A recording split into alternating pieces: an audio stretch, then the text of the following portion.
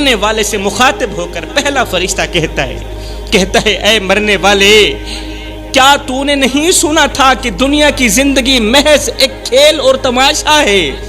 کیا تو نے نہیں سنا تھا کہ یہ دنیا تو محض ایک دھوکہ ہے؟ اے مرنے والے، میں وہی فرشتہ ہوں جو تیرے ہر قدم کا گواہ رہا، تیرے ہر قدم کا شاہد رہا۔ مجھے یاد ہے وہ دن جب تو نے اپنی جوانی کو گناہوں کی نظر کر دیا تھا، اپنی سونے جیسی جوانی کو غفلت کے نام کر دیا تھا، گناہوں کی نظر کر دیا تھا۔ مجھے وہ راتیں بھی یاد ہیں جب تو نے اپنے والدین کے آنسوؤں کو نظر انداز کر دیا تھا۔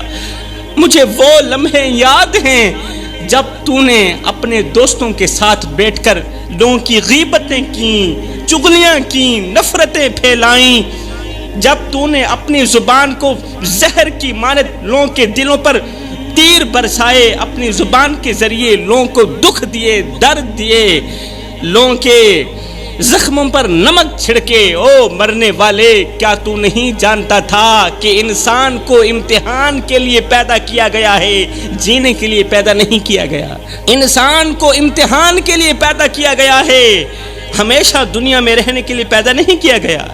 لیکن تو نے اپنی جوانی کو فحاشی میں برباد کر دیا، تو نے اپنی جوانی کو دنیا میں غرق کر دیا، تباہ کر دیا۔ تو نے اپنی آنکھوں کو حرام مناظر میں جھونکا، تو نے اپنی زبان کو جھوٹ اور بہتان سے آلودہ کیا، گندا کیا۔ تیری زبان خاموش ہے، تیری زبان کو بولنے کی ضرورت ہی نہیں ہے۔ آج تیری آنکھیں بولیں گی، آج تیرے ہاتھ بولیں گے۔ اللہ اکبر، آج تیرے قدموں کی لرزش تیرے کیے گئے ہر قدم کی کہانی سنا رہی ہے۔ آج تیرے ہاتھ جو دنیا میں فخر سے اٹھتے تھے، آج وہ زنجیروں میں جکڑے ہوئے ہیں، اب وہ نہیں ہل سکتے۔ اور آج تیرا دل جو دنیا کی محبتوں میں گم تھا، آج وہ اندھیروں میں تڑپ رہا ہے۔ دنیا کی محبتوں میں گم ہونے والا جو قلب ہے نا تیرا، آج وہ اندھیروں میں تڑپ رہا ہے۔ او مرنے والے، کیا تو نہیں جانتا تھا کہ انسان کو آزمائش کے لیے پیدا کیا گیا، لیکن تو نے اس امتحان کو کھیل تماشا سمجھا۔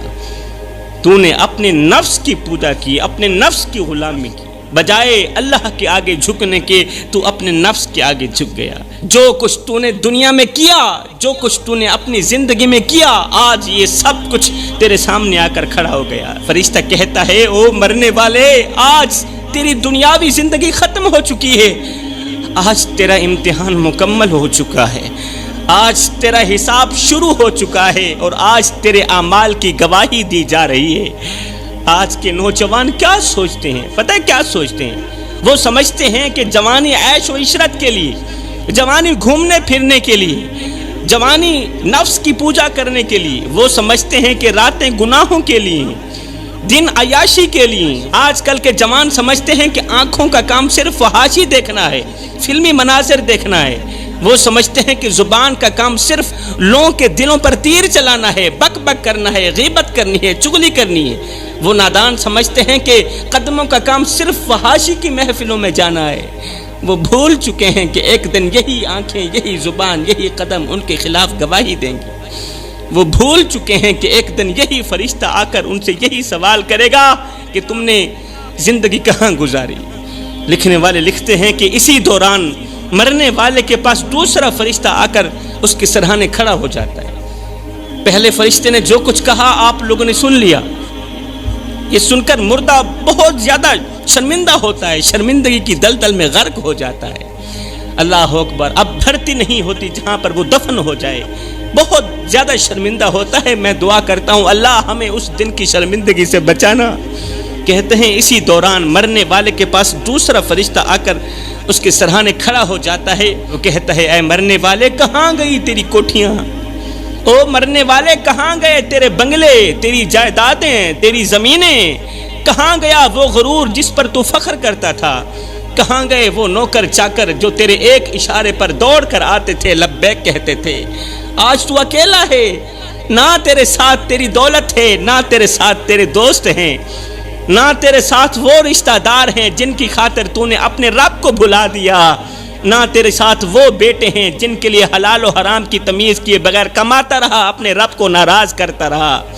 کیا تو نے نہیں سنا تھا کہ اللہ نے فرمایا تھا کہ یہ دنیا تو ایک عارضی ٹھکانہ ہے، مگر تو نے اس عارضی ٹھکانے کو ہمیشہ کی زندگی سمجھ بیٹھا۔ تو نے اپنے بنگلوں کی تعمیر پر اپنی آخرت کے محل کو برباد کر دیا۔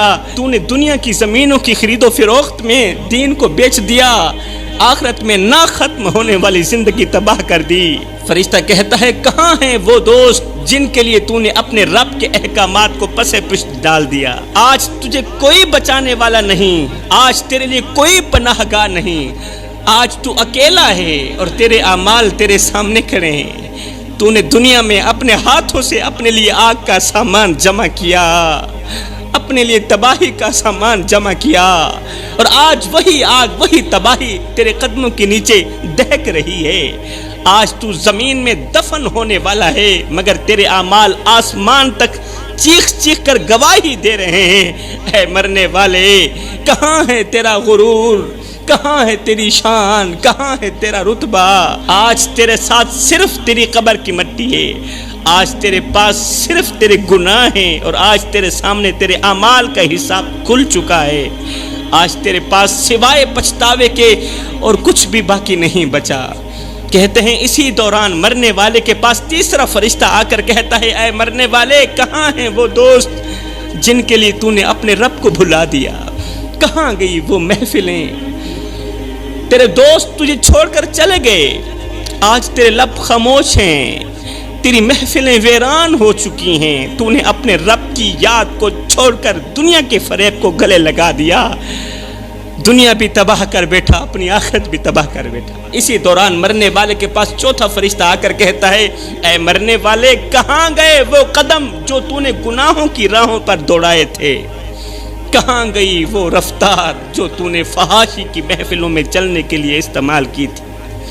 آج تیرے قدم بے جان ہو چکے ہیں، آج تیری رفتار تھم چکی ہے، آج تیرے پاؤں زنجیروں میں جکڑے ہوئے ہیں۔ تو نے اپنے قدموں کو مسجد کی دہلیز سے ہٹا کر گناہوں کی محفلوں میں موڑا۔ تو نے والدین کی خدمت کے بجائے دوستوں کی خوشامد میں اپنے قدم بڑھائے۔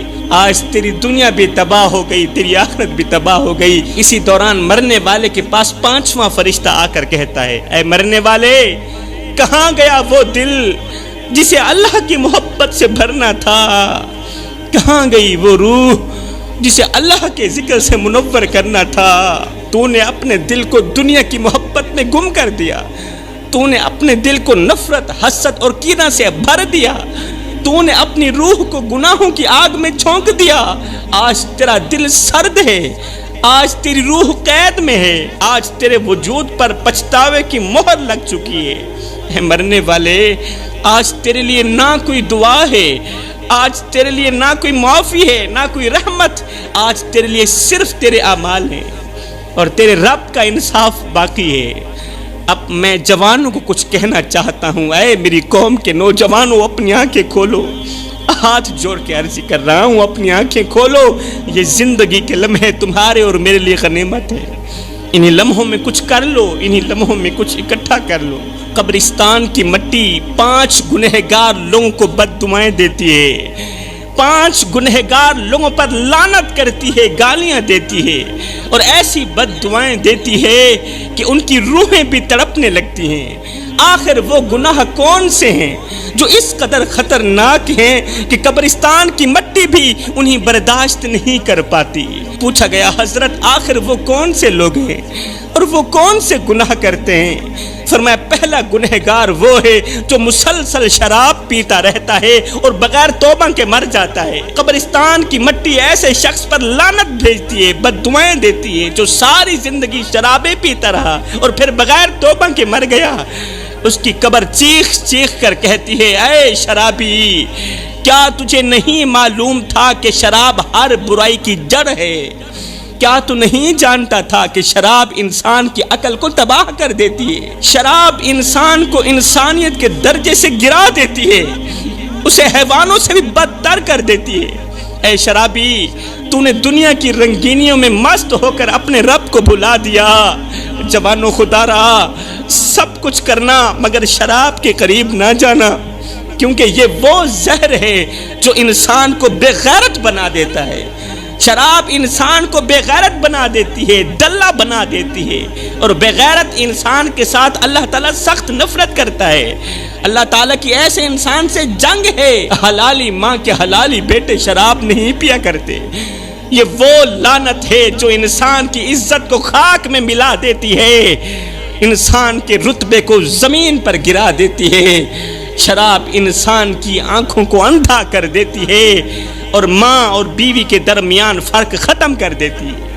اللہ اکبر۔ یہ تو ہو گیا پہلا انسان جس پر قبر کی مٹی لعنت بھیجتی ہے، بد دعائیں دیتی ہے۔ دوسرا انسان وہ ہے جو والدین کو دکھ دیتا ہے، جو ماں باپ کو دکھ دیتا ہے، ان کی نیندیں حرام کر دیتا ہے، بوڑھے باپ کے سامنے ہاتھ اٹھاتا ہے۔ قبر کی مٹی ایسے نوجوان پر لعنت بھیجتی ہے جو اپنے ماں باپ کو رلاتا ہے، جو نوجوان اپنے ماں باپ کو دکھ دیتا ہے، درد دیتا ہے۔ جوانوں یاد رکھو، ہر ایک گناہ کی معافی ہو سکتی ہے، مگر والدین کا دل دکھانے والے گناہ کی معافی نہیں ہو سکتی۔ اے نوجوان، اگر تو نے ماں باپ کی دعاؤں کو بد دعاؤں میں بدل دیا تو جان لے تیری قبر کی مٹی تجھے سکون دینے کے بجائے تجھے لعنتیں دے گی۔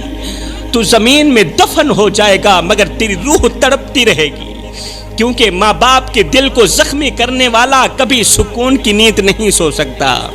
ماں باپ کے دل کو زخمی کرنے والا کبھی سکون نہیں پا سکتا۔